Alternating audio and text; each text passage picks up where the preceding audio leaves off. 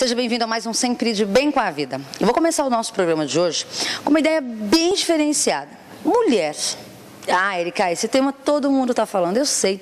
Mulher está realmente o tema do mês de março. Vamos chegar até o mês das mães, aí no mês de maio, com algumas dicas importantes e com alguns temas falando relativamente à mulher. E hoje, eu estou aqui nas instalações da Total Checkup, essa clínica que tem aberto um espaço muito bacana para a gente mostrar para você o que é cuidar de saúde, de bem-estar, ações preventivas, ações curativas. Realmente tem sido um diferencial na cidade de Mogi das Cruzes. E eu tenho o prazer de falar sobre mulher com esse grande cardiologista. Dr. Daniel, muito obrigado por ter aceito o nosso convite para falarmos de mulher, né? Vamos lá, vamos falar um pouco das nossas mulheres. Das patologias ligadas à mulher. A mulher, de uns anos para cá, a gente estava conversando inclusive fora do ar, ela tem mudado o seu comportamento, tanto social, como a sua visão econômica, a sua presença é realmente muito mais de ação, de execução, de decisão, e isso muda também a saúde dela. Como que está essa nova mulher? Quem é essa nova mulher, doutor Daniel? É verdade, Érica. Isso vem mudando, isso é uma mudança cultural, né, de alguns anos, de algumas décadas para cá. E isso tem trazido, se por um lado, alguns benefícios, algumas mudanças de emancipação, de independência para as mulheres, acaba trazendo também alguns problemas. Tem um custo, né? As mulheres estão ficando com alguns problemas que antigamente, não digo que eram exclusivos dos homens, mas eles eram problemas que eram muito mais frequentes nos homens e as mulheres acabaram agora começando a ter situações parecidas com essas. Os hábitos mudaram, né? A carga de estresse mudou também, a mulher ela hoje está muito mais exposta a esse tipo de situação, por isso que você acabou de comentar, elas estão em postos de decisão, elas têm que tomar conta de repente, de uma empresa inteira, tem mulheres em postos de executivo, de alto executivo, isso acaba acarretando uma série de problemas. O principal, eu diria para você, que seria a exposição ao estresse. O estresse emocional, o estresse do trabalho, isso tem sido uma constante. Isso traz algumas outras consequências. Doutor, o estresse é algo que a gente achava que tudo era só coisa de empresário, e hoje em dia, pessoas assim, comuns, né, no dia a dia, que tem o seu trabalho 8 horas por dia, tem a sua vida, tem também esse estresse. Só que o estresse parece que ele é meio danadinho, porque ele é meio silencioso. Ou seja, ele não começa a avisar, ele só avisa quando está muito, já está no estágio realmente de você desligar da tomada. Como eu percebo que eu estou entrando nesse processo como mulher, porque a gente confunde estresse com TPM, com cólica, com aquele vestido que não coube no armário. Mulher confunde, na cabeça da gente, né? Tem dia que você está odiando o teu marido que fala bom dia, para tua mãe também, né? E aí ele fala, ela tá de TPM. Some, porque hoje é o dia D. A TPM tem culpa, né? A gente coloca a culpa na TPM. Mas como? Como eu posso? Qual é o índice que eu tenho? Qual é o sinal que o meu corpo dá? Que eu estou entrando nesse momento tão silencioso e perigoso, nessa área silenciosa e perigosa que é o estresse? Tem alguns sinais, né? Os mais frequentes são sinais que a gente chama de mudança de comportamento mesmo. Então você passa a ser uma pessoa que você se percebe mais irritada, isso é talvez o maior sinal. Você começa a mudar a sua qualidade de sono, você começa a dormir mal, ou ter dificuldade para dormir, começa a acordar também mais cansado. Então você começa a perceber que você tem um rendimento também prejudicado. Aí você acha que é o colchão, que é o travesseiro? Você começa a procurar alguma causa para isso, algumas respostas. Outra coisa que frequentemente atinge não só as mulheres, e aí de maneira geral os homens também. É sinal do estresse. Mudança no padrão do apetite. Tanto para mais quanto para menos. Você pode começar a ficar com dificuldade para se alimentar, ficar com inapetência mesmo, ou tem gente que inverte o papel e começa a correr para a comida e começa a ganhar peso.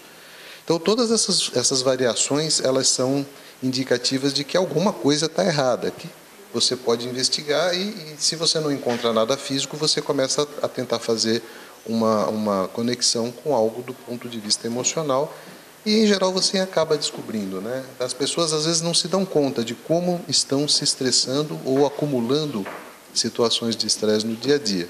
Mas, quando você para conversar, para pensar numa consulta médica ou numa consulta com um psicólogo, você descobre, nossa, eu não percebia que tudo isso já estava se somando a mim, né?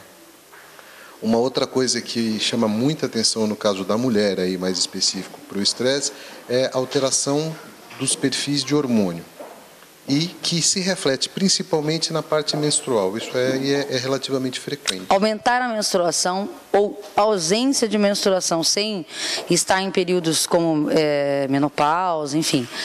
Qualquer alteração nessa menstruação, Na verdade, é isso? Não aumentar nem diminuir especificamente, mas mudança do padrão. Daquilo que é normal, era. Do que é o seu normal. Principalmente quando você está fora da época do climatério. Esperado, isso. Porque aí as coisas começam a mudar mesmo fisiologicamente. Isso vai começando a mudar quando você chega perto de ter a última menstruação, que é a menopausa. Mas quando você está fora, muito longe dessa situação, uma situação de estresse agudo, isso pode realmente provocar.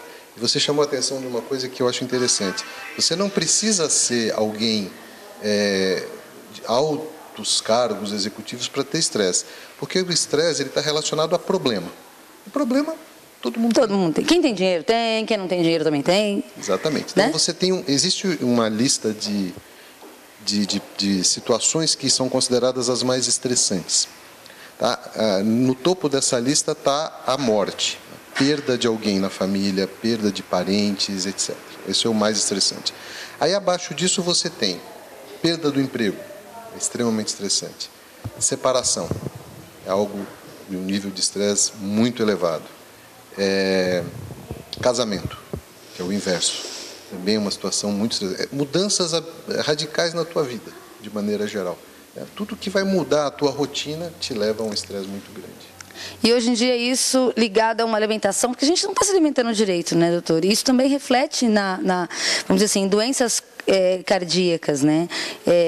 Quais seriam essas doenças que acabam sendo, vamos dizer assim, construídas ou levam a essas patologias? O estresse, a má alimentação, essa nova postura da mulher dentro do mercado de trabalho. Que tipo de patologia meu corpo vai produzir se eu não tomar cuidado, se eu não ficar atento a esses campos? Aí, apesar de a gente estar falando da mulher, isso serve para todo mundo. A população do Brasil, vamos falar em nível nacional, nós mudamos o nosso tipo de comportamento. Isso tem acontecido de décadas para cá. A população tem ficado sedentária, ou seja, ela não faz exercício físico. Mas que tipo de exercício físico eu posso fazer quando eu falo que eu não tenho tempo? Por exemplo, mas eu não tenho tempo de ir na academia, eu não tenho tempo. Isso é a maior desculpa que todo mundo usa. Isso na verdade isso não é verdade. Que tipo de coisa eu posso fazer? Caminhar, tentar dar uma volta no quarteirão a pé? Qualquer coisa. Se você gostar, por exemplo, de dançar, vai dançar. Dançar é fazer exercício. Se você gostar de caminhar, caminhe. Eu acho muito difícil alguém não conseguir dizer que não tem 40 minutos por dia para fazer uma atividade física, que nem precisa ser contínuo. Você pode fazer 20 minutos de manhã, 20 minutos à tarde. Vai ajudar? Muito. Tem um terceiro fator, que é o estresse propriamente dito, da ansiedade do dia a dia, do trânsito que você tem que enfrentar, porque a sociedade ocidental, ela criou a televisão e o controle remoto. Então você não precisa mais levantar da cadeira nem para mudar o canal. Depois ela criou o carro. Então você não anda. Você senta no carro e o carro te leva. Cada vez mais você não precisa fazer nada. Mas o nosso corpo não foi planejado dessa forma. E isso vai te levar então a quê? Obesidade. O consumo inadequado desses alimentos industrializados te leva a comer sal. Triglicéridos, glicemia. O que acontece? Consumo inadequado de alimentação, de gorduras, de sal, te leva e o sedentarismo te leva à obesidade. Qual que é a grande epidemia que nós temos hoje? É uma doença relativamente nova, uma síndrome chamada de síndrome metabólica. O que é isso? Essas pessoas estão obesas, sedentárias, com colesterol alto ou triglicérides alto, que são as gorduras do sangue, com a pressão alta e com a glicemia alta, com açúcar no sangue alto. E cada vez mais jovens também, né? Nada muito exagerado, mas tudo acima do normal.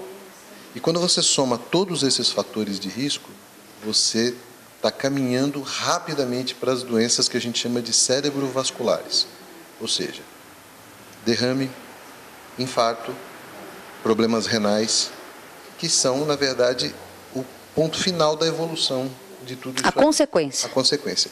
E o estresse se junta a isso. Ele é o acelerador de tudo isso, como seria mais ou menos assim? Ele talvez não seja fator, um acelerador, mas ele é um fator muito importante que, somado a tudo isso que está acontecendo do ponto de vista metabólico, ele às vezes é o gatilho para uma situação aguda. Então você tem o problema... O teu corpo já está em sinal amarelo, ele é aquilo que vai dar o start. Imagina que você está com obesidade, com a pressão alta, não controlada, o colesterol e a glicose alta. Aí você tem que fazer um exercício rapidamente para você fugir de uma situação de estresse, por exemplo, um assalto, e você resolve correr. Então você tem aí uma descarga de adrenalina importante pela própria situação do susto que você está tomando e mais o exercício que você não está habituado a fazer. Isso te leva a um gatilho para um evento agudo, que pode ser, por exemplo, um infarto. Isso aí é a nossa realidade. Palavra de ordem, mudar de vida para você continuar vivendo. Eu acho que essa é a grande... Viver bem, viver mais e viver melhor, né? Doutor Daniel, muito obrigado. Quero te agradecer mais uma vez. Obrigado, Total Checkup, por ter cedido esse espaço. Eu sei que a sua agenda está sempre cheia. A gente sabe de todo o seu trabalho, do seu profissionalismo, do quanto você é querido e respeitado, tanto pelos colegas quanto pelos pacientes. E a gente só pode desejar muito sucesso e saúde. Ok. Obrigada, viu? Obrigado a você. Continua com a gente sempre de bem com a vida. E lembrem, saúde tem aí uma dica muito especial para você sempre aqui no nosso programa. Não sai daí, a gente volta já.